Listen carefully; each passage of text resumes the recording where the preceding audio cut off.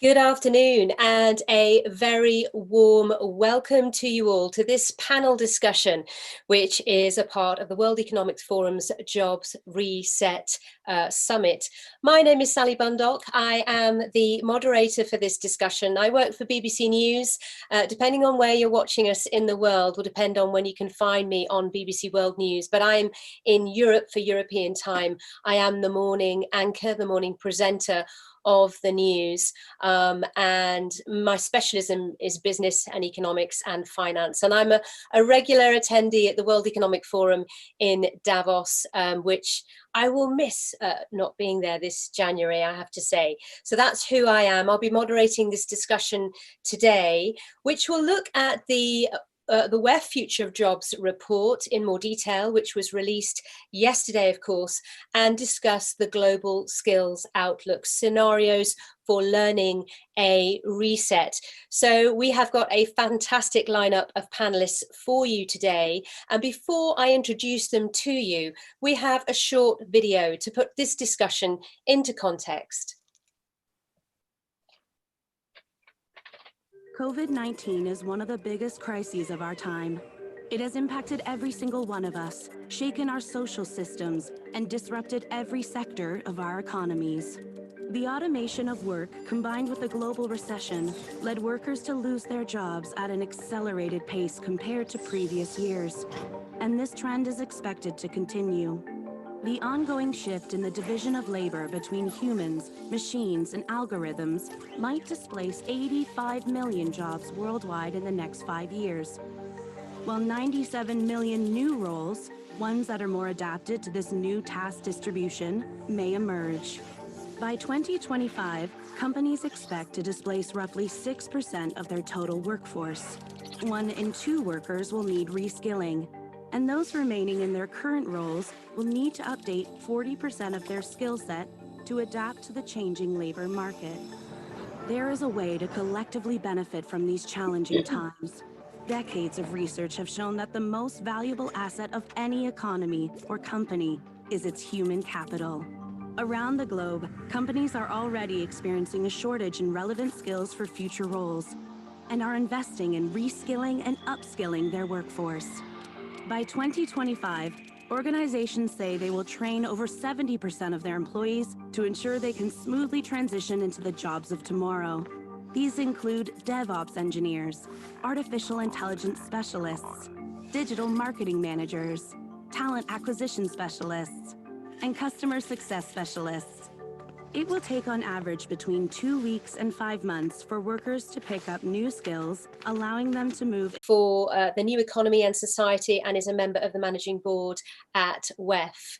Also, we have Jeff Maggion-Calder, who is chief executive of Coursera, and it's a company dedicated to transforming lives through learning, and is a partner with WEF and has been involved in the compilation of this report as well. Jeff and his company, they're based in California, but they work with people, millions of people from all over the world who want to learn and retrain, and they also work, of course, with employers as well, those who are looking for help in transforming their talent. We also have with us Syed Zulfikar Abbas Bukhari, who's joining us from Pakistan, is Minister of State and Special Assistant to the Prime Minister for Overseas Pakistanis and the Human Resource Development. Syed is also Chairman of Pakistan's National Tourism Coordination Board. Also joining us from Paris, I assume, where the OECD is, we have Andreas Schleicher, who is Director of Education and Skills with the OECD. He's been with them since 1994 and has had several key roles at the OECD. We have Majid Jafar as well, who is Chief Executive of Crescent Petroleum in the UAE. It's the Middle East's oldest privately held oil and gas company. Majid, though, is also a supporter of many initiatives in the field of education and tackling youth unemployment, and sits on various non-profit boards. And also we have, joining us from Indonesia, we have Kang Poak, who's Deputy Secretary General ASEAN Socio-Cultural Community. His role includes supporting the Secretary General and of ASEAN, and oversees the implementation of projects under ASCC that focuses on forging a common identity and building a caring and sharing society. So very warm welcome to all our panelists, and thank you for being available today. And also for all of you watching us right now, who are watching us live as we stream this panel, we would like you to be very much involved as well. If you press the chat button, you'll see the chat conversation that's ongoing, and you'll see the directions there from the forum where they're saying, please share your reflections, your comments, your questions for our panelists, and we'll have some time within this discussion to put your questions to them. But also we'll have a poll in the middle of this discussion, so we'd love to get your votes and your opinions in the poll as well. So be as interactive as you possibly can, and share on social media. Hashtag jobs reset is the hashtag to use. So let's get started. Sadia, if you can begin the proceedings, if we start with you, can you outline for us the skills outlook in the Future of Jobs report? Thank you, Sally. Let me try to offer 3 facts that are starting to emerge from the report, and then what the implications may be.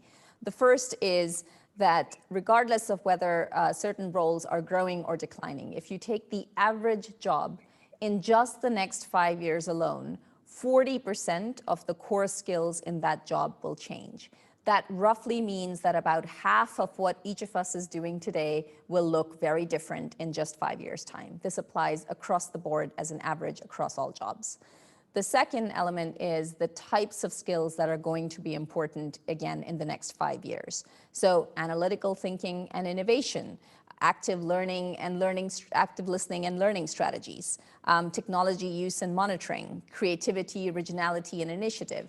These are the types of things that traditionally have not been emphasized by education systems, and are things that people tend to pick up in the workplace. Now, these are going to be at a premium and rising. And then the third element is, do we have a case for a return on investment? And we find yes. 2 out of 3 employers said that they will get a return on investment if they invest in people's skills. But in this current recession and with the economic pressures that they are facing, they're not necessarily taking a decision based on that clear dollar value return on investment, and in fact are taking very short-term decisions that lead to layoffs. So implications, workers will have to take much more ownership of their own reskilling and upskilling. Second implication, businesses will have to think differently about the math. They'll have to think differently about the long-term thinking here as opposed to the short-term quarterly thinking that they're currently doing when it comes to retaining workers and reskilling and upskilling them. And finally, governments. We find that right now, most businesses who are responding to us are saying they're only able to get public sector support for about 21% of them. Now, that is too little, even at a time where governments are providing so much fiscal stimulus. So governments will have to think very differently about the type of funding that is allocated to retraining and reskilling workers so that they are actually ready for the jobs of tomorrow. Thanks, Sally. Back over to you. Okay, thank you. Andreas, if I bring you in at this point, from the perspective of the OECD and what it is finding in your area of specialism, in light of what Sadia has just said, of what is ahead, what's the OECD's findings on this?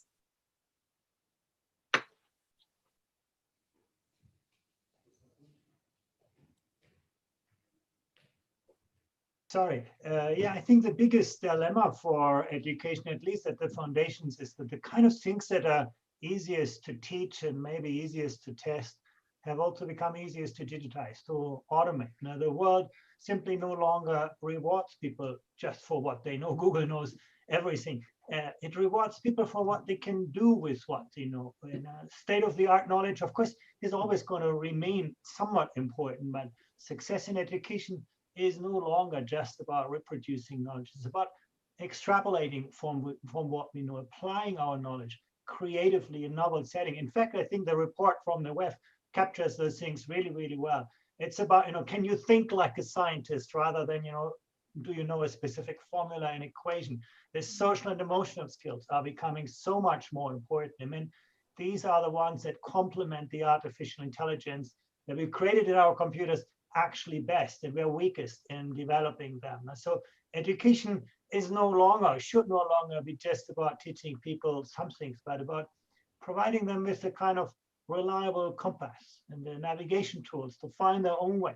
Now, you can no longer equip people once for their life, but you need to provide, and we don't have so much a supply problem. There's a lot of lifelong learning out there. It's more of a demand problem, equipping people with the foundations, the learning strategies. The pandemic has perfectly brought that out as well. And in fact, today we're publishing at the OECD our first assessment of global competency, where we looked beyond, reading, math, and science. To what extent, students are open to change. To what extent can they think imaginatively? To what extent can they work with people who are different from them? And you have a few countries, like Singapore or Canada, doing great on this. But it also shows most of our education systems have such a long way to go to get them. And this is just about the foundations now. Syed, would you agree with that? I know that in Pakistan, the government's worked very, very closely with the private sector, hasn't it, when it comes to education and what they're trying to achieve? Syed, are you able to hear us? I can hear you. I think he's right, but I think what's most important at the moment is that there's been a whole spin on things with COVID. Things become pear-shaped from where you went. Our government was focused quite heavily. We had 2-3 programs, youth programs, which were, in particular in Pakistan, which is a 65% youth under the age of 35. So we've got this massive youth bulge coming in. And so the Prime Minister had put in 3 different various programs in order to engage them. And then all of a sudden you get hit by COVID. So the first thing that you're looking at is livelihood. Rather than reskilling and vocational training, technical training. Now what we are doing is that we're trying to bring in more accreditation and standardization into our skilling. It's something which is very important for a country like Pakistan, where previously they didn't have any. We have certain technical vocational training and national training centers, but they weren't accredited anywhere. So that caused a big problem for our youth, especially, or for our citizens, especially being employed nationally and internationally. So we've put a program together where we're looking over around 10,000 centers across Pakistan to bring them to a certain standard. When you talk of human capital going abroad, standardization plays a big role, like Philippines, as my colleague has just mentioned, and Sri Lanka and other countries have done fairly better than Pakistan. So the main thing that we are looking at is trying to bring standardization and accreditation into the country, along with bringing the private sector into this. A country like Pakistan can't, in 5-year term, set up enough centers or educational institutions. So what it can do is involve the private sector. When you're short in funding, when you've got other economic restraints, it's very important to bring in the private sector with it. And that's what we're trying to do now, and look at the future, become more of a tech-based, as Sadia mentioned, in one of the 5 is technology, and bring in the tech-based because of the 65% youth. Jeff, this is completely what your business is doing, isn't it? In a sense, not so much with those within education, but already in the workplace. Is that correct? And if that is the case, in terms of the report coming out from WEF this week, what are your insights into what is needed going forward? Yeah, thanks, Sally. It is absolutely our business. Many people remember Coursera and others that launched at the same time, edX and Udacity and others, for open courses that are available directly to individuals. And that direct channel, I think, was important to galvanize access to high quality learning. But in the last 5 years, Coursera has also started offering courses from our university and industry partners through institutions. 6 years ago, we started working on, and we launched about 5 years ago, Coursera for Business. We now have almost 3,000 businesses using our partners' courses on a platform, which is highly dynamic and accessible. It works on desktop as well as mobile. They are using our partners' courses in order to upskill and reskill their employees. We have governments now, over 300 government agencies, including some of the participants here, upskilling and reskilling their workforces, both with university courses as well as industry certifications. And then just a year ago in October, we launched Coursera for Campus. This allows other educational institutions to offer our partners online courses to their students. And this is where we've seen the biggest growth. We had 30 customers in February who were universities. That has grown to 4,000 in the last 7 months. So institutions are really coming to play in terms of providing these kinds of skilling platforms for individuals. And presumably the pandemic has really accelerated all of that. It must have done. It did. It started immediately with individuals. We saw 600-700% increases in the mid to late March through, I'd say, June time period. That tapered off a little bit in the summer, although it's still higher than it was last year. Where we've seen really the sustained demand, though, and still increasing, is with the institutional response, which has grown from, it's grown by probably 20, 30 times the number of learners through institutions learning on Coursera. So yeah, really a very, very large demand directly from individuals as well as through institutions. Deputy Secretary General Kong, if I could bring you in at this point, if you had an opportunity for a reset, which we may do now, what would you want our education and learning systems of the future to look like? Well, actually, we start talking about, the impact of fourth industrial revolution, automations, all of this, disruptions, even before the pandemic. But then, pandemic came. It adds another challenges, to how we are going to address all of these problems. Of course, in addressing, the skill problems in the region, I would like to also highlight, we are a bit unique in a sense that we are very diverse. You have countries that are, at the lower end, and then you also have countries at the higher end. So you look at, the key strategies that we put in place that reflect, such diversity. But of course, when we look at the education systems in the region, prior to the pandemic and now, with this severe crisis, of course, how we can prepare, our region to be future ready, especially our young people in terms of what kind of skills they need, the 21st century skills and so on. And another component that I would like to also highlight is what is different also this time is that we are trying to, to strengthen the partnership between the education institutions, the ministry that are responsible for, providing the education, and the private sector, because this is also very important. Those are the people who are going to provide the job for the students in the region. So such a partnership is also, built through the institution that we establish, and also, the key document that we put out. Of course, I think we have to also, acknowledge the fact that we have to also get the basic right? I mean, lifelong learning, early childhood education, and even the curricula. Now we're also looking at it again, how we can make it, more adaptive and can tailor, to specific need of students and so on.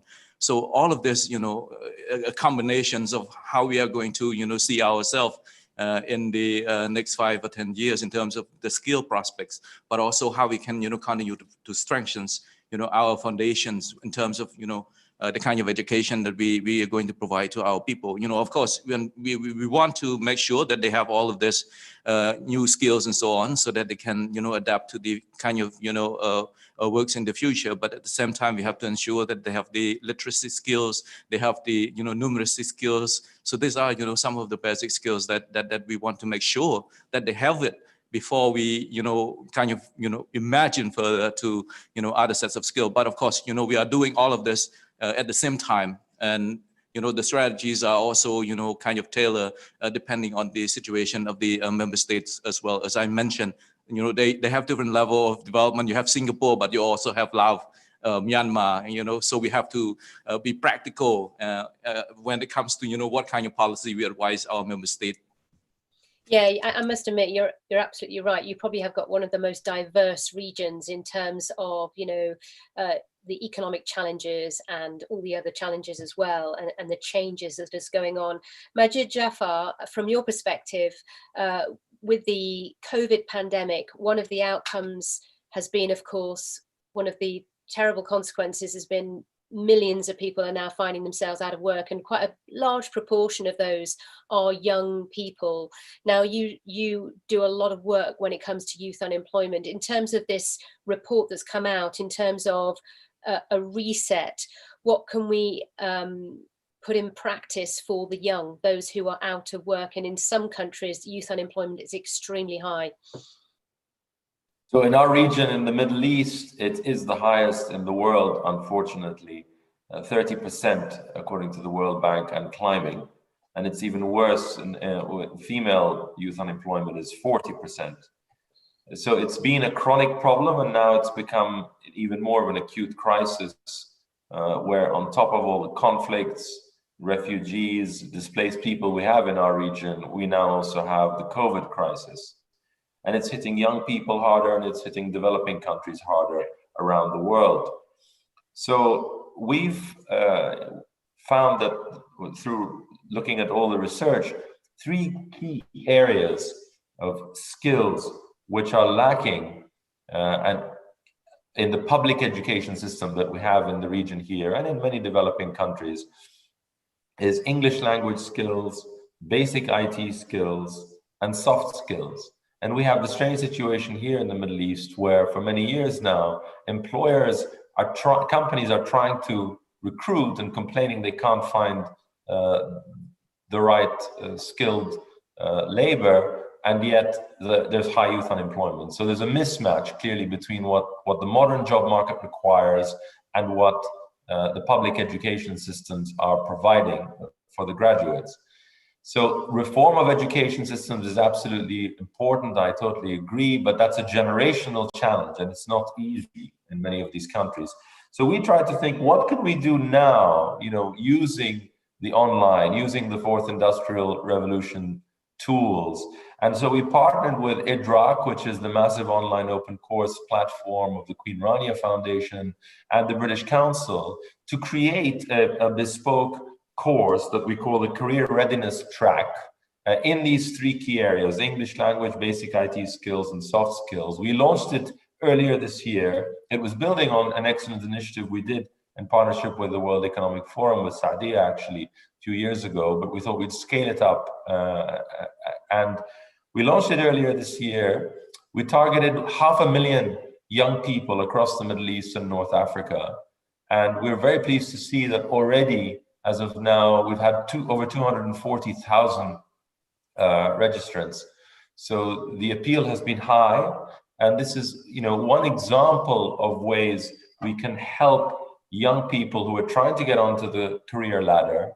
And it's that first job that's always the hardest, to bridge the gap in skills for the modern workplace.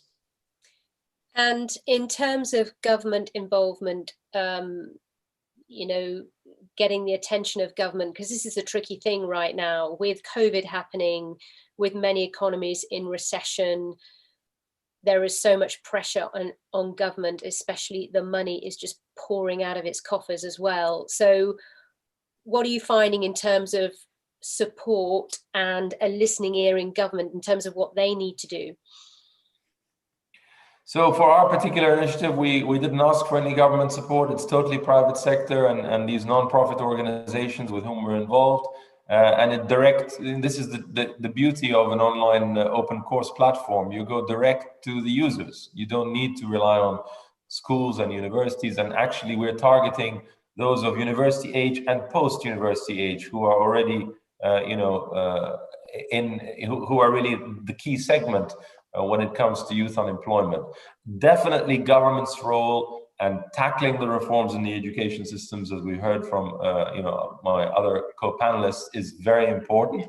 But that's further upstream. That's for the children of today to be better prepared for the jobs of the future. And that absolutely has to happen hand in hand. But we cannot allow ourselves to neglect the current generation. We don't want a lost generation. And it was already very much a risk in our region and many other regions in the world, particularly as we only had the financial crisis in 2008, 2009. But then on top of that, now we have COVID. So we really need to act now to try and help those currently seeking a job who are already out of education. Yeah, okay. I'm just looking at some questions we're receiving now from various people who are watching us, and it's great to get all your questions in.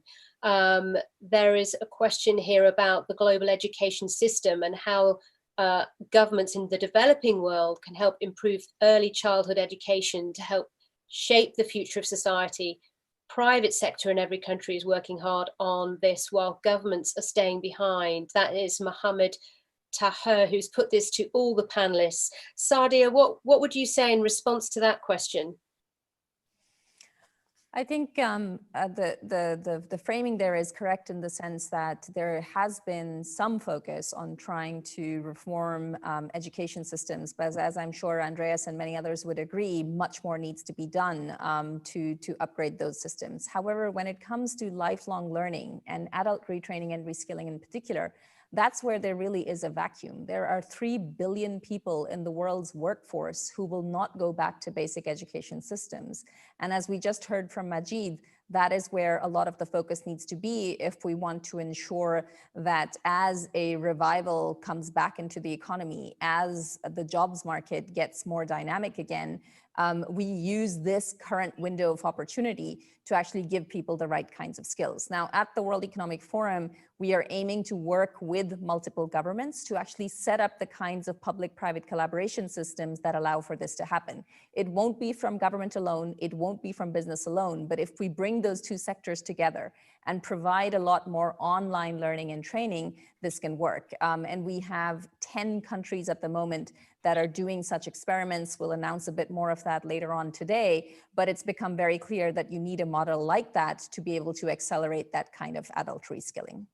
Okay, I'm conscious of time, so I want to introduce the poll now because we have talked quite a bit about what the obstacles could be to, equipping students and workers with the skills of the future. So we'd like to ask all of you watching us right now to give us your response to this, and we will look at the results shortly and we'll discuss the results. So what is the biggest obstacle? Is it inability to accurately identify the skills of the future, inefficient government planning and action, lackluster private sector involvement in skilling, insufficient skills delivery mechanisms, low motivation investment of individuals in lifelong learning, or maybe something else? And you can use the Zoom chat function to give us your response to that. So do give us your reply to that poll, and we shall discuss that in more detail in a moment. But here's more questions from those watching us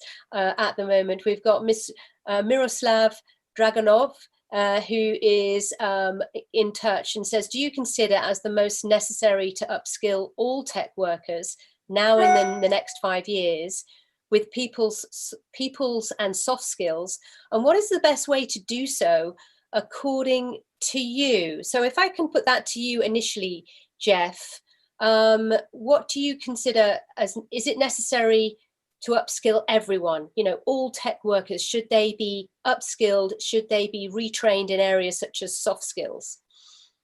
I think every worker does need new skills. The world's just changing so quickly. The tools that we use to work together, the ways that we work together collaboratively in online workspaces, there's a lot more around design thinking. There's a lot more around agile product development. There's a whole new world of creativity with respect to creating digital experiences for customers. So I think everybody does need new skills. When we look at institutions and we advise them on how do you go about this, it's a massive problem. I think it's much more difficult, by the way, for the K through 12 than the adult learning. Adult learning, at least there is a more immediate and measurable economic payback. Usually the buyer is the person who's going to enjoy the benefit. And of course, adults have a motivation in looking for jobs. And so I do think that the adult piece of this, to Sadia's point, is a bit easier to do. But what we have seen companies do initially, I'd say 5 years ago, a lot of it was, we need to reskill people. And then they would announce, and it's better than doing nothing, but it was sort of, hey, everybody, you need to start learning. Here's a huge cornucopia of learning resources, like go figure it out. And most individuals are busy. Many don't really have so much motivation unless they're given a little bit more incentive and structure and guidance. And the companies that seem to be, for us, as we watch the skills development, the engagement, and the completion rates, it's the companies that really pick which jobs first are the ones that are going to need which skills first for my business to perform well against competition. So really looking at the job role and looking at the particular skills, and often looking at the precise tools that the people need to use so that you can apply the skill, the knowledge that you're learning, as Andreas said, I think is spot on. And so if you look at the report that the World Economic Forum put out, it's just spot on. If you look at the increasing demand, start with the jobs: data analysts and scientists, AI and machine learning, big data specialists, digital marketing and strategy specialists, process automation. Those are the jobs that are in high demand, and the skills to do those jobs are the first skills to learn in the long term. Creativity, persuasion, self-management, all the soft skills are also going to be important, but the economic payoff to those hardcore skills in order to do those emerging jobs seems to be where companies are getting the earliest traction. Andreas, do you want to give us your take on that as well? Yeah, I think also I want to, sorry. We can hear you, don't worry. Good. No, I want to also introduce another dimension. I think what we can see clearly in the COVID pandemic is that, as Sadia also said, those countries that have been able to integrate the private and public sectors and actually quickly draw on new technologies and new providers, they have been extremely successful. And as Jeff explained, there's a lot of opportunity for people to learn from. But the one area where I think governments have a key role to play is to create a currency to recognize that learning. The big issue that we have today is, why is it so hard to move someone from, who's got unemployed in the airline industries to become, a medical kind of worker, or to move someone who's in the hospitality industry to become people to care for the elderly? Because they're not very good in recognizing the skills. I'm a great fan of Coursera. You can learn a lot of things, but you actually don't get credited for that. And employers have still a hard time to recognize the skills. And I do think the quick answer that governments can do is to create a currency that actually allows people to market the kind of things that they learn. Because at the moment we have lots of people who are not motivated and incentivized to keep on learning throughout their lives, simply because it doesn't translate into better jobs and better lives, at least not in the immediate future. So I think that's an area where I think we should not lose attention, creating good qualification frameworks, creating good standards, and ones that are open to not just to the big monopolies like universities, but that are open to any provider. Syed, if I could bring you in at this point, because there's an interesting question from someone watching us, Karen Mangia. Hello to you, Karen. She raises the issue of access, just a very basic point. Worldwide, she says 346 million youth are not connected to the internet. 3 out of 5 young people in Africa are offline, compared to 1 in 25 in Europe. So how are we going to retrain when basic access is lacking? I mean, that's a very good point, isn't it? Absolutely, absolutely, especially for countries with aged populations, and with countries like Africa, that she was mentioning, that in Africa, they don't have the access. And it's very difficult for them to pick it up at this stage, even when they do get involved. But I think what 2 things I just saw that 2 of the colleagues mentioned, especially David's point about currency and about payback. I think those 2 are extremely vital.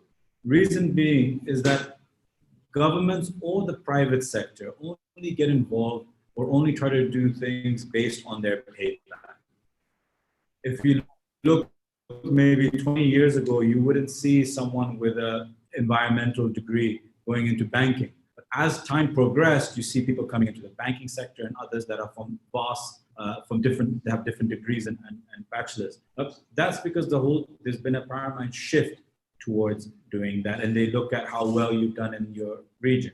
I think if we can bring that sort of mindset into employment, general formal and informal employment. Pakistan's, it's about 76 million labor force, out of which give and take is about 72 million is informal. So it's even more difficult for us. We only have about a 4 million formal employment over here. So and then you've got this bulge of 2.5 million people coming in every year that are in the employment stage, age rather. Coming back to your question about how do we bring them in, the people that don't have the access, let's say you use the example of the internet. I think that's where, again, as Sadia had mentioned and I had mentioned earlier, is the partnership between the private and the government. The government has to set the policy, has to give the governance of where it wants to go, has to give the vision, the mindset, and the private sector has to then fund that, bring that in and bring it in and execute it. For example, in Pakistan, like I said, especially with COVID, we became, or even prior to COVID, we were very supply driven. We just decided that these are our 2-3 sectors, and we ended up just skilling people and making sure that they went into these certain sectors. Eventually, a decade later, we realized we had an oversupply and less demand because we were never following what was being demanded of us. I think when countries follow the demand shift, you'll find it becoming far more successful because, again, you have a payback for it. And that's very important. Let it be private, let it be public. Right. Naturally, COVID, like I said, turned it on. Yeah, absolutely. It's put a spanner in the works in many senses. Let's have a look at the poll results then and see what people feel the obstacles are. So we asked what is the key obstacles in terms of equipping students and giving them the skills. It looks like most believe, more than 30%, inefficient government planning and action. We've got behind that inability to accurately identify the skills of the future. You can understand why that would seem to be an issue. Let's now bring in Deputy Secretary General Kong. What would you say in response to the poll that we've just had, where government is seen as one of the biggest obstacles in terms of a skills reset? Well, in my opinion, of course, when there's a problem, we often relate it to the failures of the governments, in terms of doing some things and so on. But I would like, to also put this in a broader context as well. Of course, all colleague, already identifies, the need, for the government to invest in providing high quality education and the right skill for the people, because there's also a high economic return to that. So of course the government understand, this basic fact. It is some things that they need to, do more and invest. So for us, at least, as a regional body, we are trying to, support the governments as much as possible in terms of identifying the areas that they can look at. Again, we have different level of development, so there are different skills set that each country may need in terms of, putting the money to further develop those skills. It's a job in progress, I have to say. Now, what we are trying to do is to improve the government capability and capacity, to better plan for that. Again, if we're talking about the commitment of the government, it is something they're trying to do. But at the same time, we need to also support them in terms of identify what are the skill sets, that each country need to focus more on, how they are going to, spend the money in improve, those areas. It's still a challenge, I have to say. We have a lot of, regional priorities and commitment, and we are still working very hard, to translate all of those regional commitments and priority into national policies. And that's only the first step, because we also need to make sure that we have enough resources to implement all of those. So I think that's one of the problems. And of course there are, other issues of, governance and so on. But I think the main issues is how we are going to support the governments in terms of identifying the priority area that they can, continue to invest on. Because I think, from what we've been doing with the member state, we know clearly that this is something that they really want to know, but then, there's always the problems of, the lack of capacity and capability when it comes, to do the planning and putting in place, a concrete and sound, strategies. All right, we've got 5 minutes to go, so we want to try and get as many questions to you as we can. Majid, if I just put this question to you, and also would like to get your response to the poll as well, the second element, which is it's quite hard to identify what skills are required going forward, and that's part of an obstacle, people's lack of understanding. But we've got Layla Toplik who says, what role do you envision for teachers and other facilitators of learning in the future? How do we make sure that they too can become lifelong learners and have the support that they need to create meaningful learning experiences for their students? A very good point there. So I think that's an excellent point. And in too many countries, in our part of the world here, but across the world, teacher training and teacher salaries in the public health, the public education system isn't where it needs to be. Teaching is almost seen as a kind of backup option as opposed to a proper career, lifelong dedication, which of course it is. So there needs to be much more investment there. And then another thing from in our part of the world, and I think it applies to other developing countries, there's an over-reliance on public sector employment, and yet the governments are complaining that the private sector isn't recruiting enough. A big part of that, of course, is job security. Public sector jobs are seen as lifelong jobs, even if they pay less, and in some countries in our region they actually pay more. They're preferred. So I think if you have a social safety net that at least has basic unemployment benefit and health and education, then the over-reliance on the public sector for employment isn't there. And the last point is on expectations. A lot of young people today, and I think it's in our part of the world, the Middle East, North Africa, but we also see it in Europe and elsewhere, that there's a university degree is where everybody heads to. And then based on that graduation from a university program, there's an expectation of an office job or a management position, rather than investing in the necessary technical skills. Now, some countries do it better than others. Germany, Switzerland, where there are technical colleges and also apprenticeship programs and a much closer linkages between the education sector and the private sector. And that really helps people get onto the career ladder. Unfortunately, in many other parts of the world, particularly the developing world, those linkages are not there and they really need to be built. We're almost out of time. Jeff, I know you wanted to add some points there. And also if you can identify what you think are the top priorities now. So I was one of the 13%, I guess, who said that learning motivation and ability of individuals is one of the limiting factors. I feel at what we're seeing at Coursera is the fastest and most highly leveraged way to get access to create impact is for governments mostly to create a coordinating mechanism. The marginal cost of delivering online learning, this is both knowledge in terms of the theory and concepts that are taught by universities and industry, as well as hands-on learning. We have Coursera Labs. It'll teach you how to use any software in the world, any desktop software, any cloud-based software. I mean, the ability to learn, even on mobile phones, even offline, even with limited data plans, the ability to learn is very high, and it's growing even higher. Knowing what to learn and having the discipline to learn and having the incentive to learn, I think, is a big part of this. I will say that we call them learning credentials. As Syed mentioned, I think that it's important for individuals to believe that if they invest the time to learn something, they're going to get rewarded with some economic benefit. The credential from some institution that says this person knows this thing is important. The one thing I'll throw out there to Andreas's point, there are existing credentials like university degrees that are completely being reinvented from the inside out.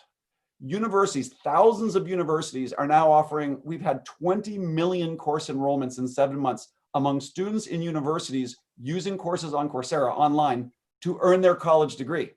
So we don't necessarily need to bring in all new credentials. We can bring in new content, and if the regulators allow that content to count towards an existing credential, that could be a speedy way to reform and upgrade the skills being learned with existing credentials like college degrees.